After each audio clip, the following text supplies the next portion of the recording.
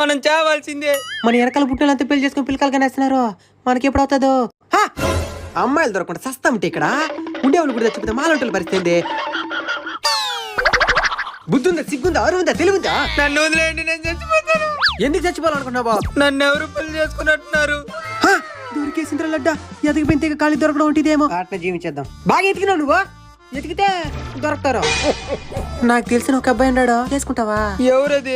నేనే. నువ్వా? ఏం చేసుకోవా? తప్పకుండా చేసుకుంటాను. అవును, ఇంతకు ముందు వాళ్ళంతా నేను ఎందుకు పెళ్లి చేసుకున్నారు? కలర్ డామినేషన్ కాదు, ఆపరేషన్ చేసుకున్నా, నేను చేసుకోలే. ఈ కాలంలో ఆరోగ్యం అందరికీ ఎడ బాగుండదే. చిన్న చిన్న ఆపరేషన్ జరగడం సహజం.